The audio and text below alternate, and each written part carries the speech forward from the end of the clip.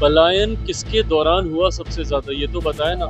वर्चस्व की लड़ाई राजद के साथ ही लड़ रही है। एक दूसरे के सामने ही राजद और कांग्रेस आज की तारीख में खड़ी हुई है, क्योंकि 90 का वो दशक, उस वक्त सबसे ज्यादा बिहार ने पलायन देखा। जिस तरीके से यहाँ से लोग डर कर और पीढ़ियां गुजर गई दूसरे राज्यों में, दूसरे प्रदेशों में रहते हुए, जो लोग यहाँ से छोड़कर गए। इस बार एनडीए का गठबंधन एक ऐतिहासिक जीत की ओर अग्रसर हो रहा है। भाई सवाल उठाएं, बट ये सवाल उनको भी देखने होंगे ना कि अपराध का ग्राफ शुरू कहाँ से हुआ था। पर ये वही लोग हैं जिन्होंने अपराधियों को संरक्षण देने का काम किया। ये वही लोग हैं जिन्होंने अपने दौर में अपराधियों को इतना बड़ा कर दिया कि उनको नियंत्रित करते करते करते करते दशकों बीते हैं। नमस्कार, मेरा नाम प्रिंस मिश्रा है और आप लाइव सिटीज देख रहे हैं। केंद्रीय मंत्री जो है चिराग पासवान आज जो है पटना एयरपोर्ट पर पहुंचे। पटना एयरपोर्ट पर पहुंचते ही जब पत्रकारों ने उनसे सवाल किया कि तहब्बुर राना को जो है भारत जो है वापस ला लिया गया है, ऐसे में चिराग पासवान कहते हुए नजर आए कि विपक्ष जिस तरीके से अब राजनीति कर रही है वो अपनी नाकामी को जो है छुपा रहे हैं। वहीं आज जो है कन्हैया कुमार जो पटना में पदयात्रा कर रहे हैं, पलायन रखो, बिहार को नौकरी दो, उन चीज़ों पर भी लगातार चिराग पासवान कहते हुए नज़र आए कि जिस तरीके से उनका शासनकाल रहा है, लंबे समय तक उनके जो आला कमान है वो सरकार में रहे, लेकिन उस समय पलायन उनको नज़र जो है नहीं आया। ऐसे में चिराग पासवान क्या कुछ कर उनके बयानों को सुनाते हैं।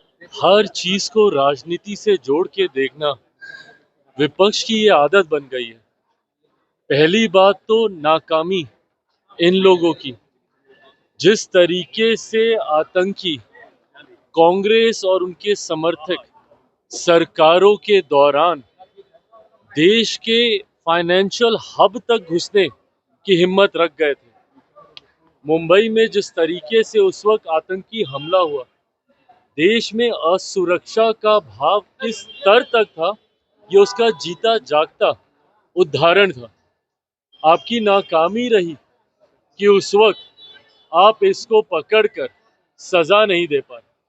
आज ये प्रधानमंत्री जी की दृढ़ इच्छा शक्ति का नतीजा है, जिस तरीके से इसको यहाँ पर लाया गया, और अब सजा जल्द से जल्द और कड़ी से कड़ी मिले, उसके लिए अब हम लोग प्रयासरत हैं। पर ऐसे में हर चीज को राजनीति से जोड़ के देखना और उसका राजनीतिकरण करना, ये विपक्ष की सोच हो सकती है। यहाँ पर उन परिवार को न्याय दिलाने की बात है जिन्होंने उस आतंकी हमले में अपनों को खोया, जो घायल हुए, जो परिवार उस दौरान प्रताड़ित हुए, उनको न्याय दिलाने की सोच के साथ हमारी सरकार काम कर रही है। जिसको इसमें राजनीति देखनी है, ये उनको मुबारक। बीजेपी के लोग कह रहे हैं नीतीश कुमार को एनडीए का कोऑर्डिनेटर बनने के लिए और साथ ही साथ उप प्रधानमंत्री बनने के लिए, ताकि बिहार का भी विकास हो और केंद्र का भी। ये तमाम बातें गठबंधन के भीतर चर्चा का विषय है। जब गठबंधन के भीतर ऐसे किसी विषय को लेकर औपचारिक चर्चा होगी तो पार्टी जरूर अपनी बातों को रखेगी। मुझे नहीं लगता कि इन विषयों पर इस तरीके से सार्वजनिक चर्चा होनी चाहिए। पलायन रोको, नौकरी दो, आज कांग्रेस जो है वो मुख्यमंत्री आवास पहुंच रहे हैं और मुख्यमंत्री नीतीश कुमार का जो आवास है, पलायन क्या सच में वाकई में बिहार में हो रहा है? पलायन किसके दौरान हुआ सबसे ज्यादा, ये तो बताए ना। जिनके साथ, मुझे नहीं पता कांग्रेस अब गठबंधन में उनके साथ है कि नहीं, क्योंकि कांग्रेस वर्चस्व की लड़ाई राजद के साथ ही लड़ रही है। एक दूसरे के सामने ही राजद और कांग्रेस आज की तारीख में खड़ी हुई है। और जिस पलायन का ये जिक्र कर रहे हैं, ये उसी राजद के समय में हुआ था। तो ऐसे में मुख्यमंत्री के आवास के घेराव से ज्यादा जरूरी है कि वो लालू जी और उनके परिवार के आवास का घेराव करें, क्योंकि 90 का वो दशक, उस वक्त सबसे ज्यादा बिहार ने पलायन देखा।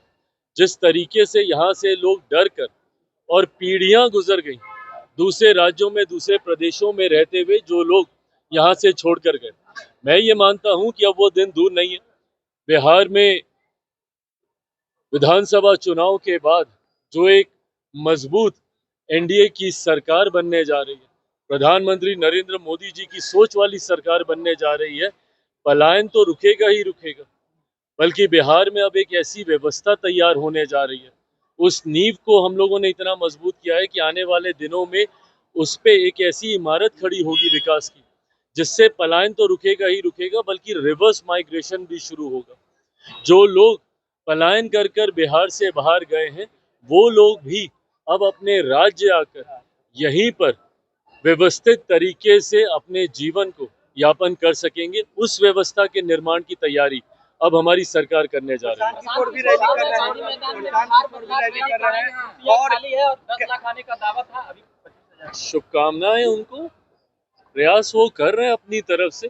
जैसा मैंने कहा कि उनके बारे में या विपक्ष के किसी भी और साथी के बारे में ध्यान देने से ज्यादा मेरा ध्यान अपने गठबंधन को, अपनी पार्टी को मजबूत करने की ओर है, अपनी नीतियों को जनता तक लेकर जाने की ओर है। बिहार फर्स्ट, बिहारी फर्स्ट को कैसे धरातल पर उतारा जाए, उस दिशा में हम लोग कार्य कर रहे हैं। ऐसे में दूसरा दल अपना प्रयास कर रहा है, पर इतना विश्वास के साथ मैं कहता हूं कि इस बार किसी दूसरे दल का प्रयास धरातल पे नहीं उतरेगा। इस बार एनडीए का गठबंधन एक ऐतिहासिक जीत की ओर अग्रसर हो रहा है। हर बार से ज्यादा बड़ी जीत के साथ इस बार हम लोग सरकार बनाने जा रहे हैं। 225 से ज्यादा सीटें जीतकर इस बार एनडीए सरकार क्राइम बनाएगा। का बुलेटिन जारी किया है तेजस्वी यादव ने, लगातार क्राइम का बुलेटिन जारी किया है। क्राइम का बुलेटिन तेजस्वी यादव जारी कर रहे हैं, लॉ एंड ऑर्डर पे लगातार सवाल उठा रहे हैं।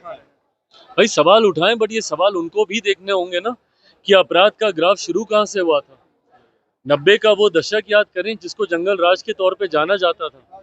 मैं ये नहीं कहता कि आपके समय में अपराध ज्यादा था और मेरे समय में कम है तो ये अपराध नहीं है। जरूर एक भी अगर आपराधिक घटना घटती है तो वो हमारे लिए चिंता का विषय है और हमारी सरकार उसको गंभीरता से लेती है। पर ये वही लोग हैं जिन्होंने अपराधियों को संरक्षण देने का काम किया। ये वही लोग हैं जिन्होंने अपने दौर में अपराधियों को इतना बड़ा कर दिया कि उनको नियंत्रित करते करते करते करते दशकों बीते हैं। पर ऐसे में अगर आज भी कोई भी आपराधिक घटना हो रही है, मैं मानता हूं हमारी सरकार उसको उतनी ही गंभीरता से लेती है।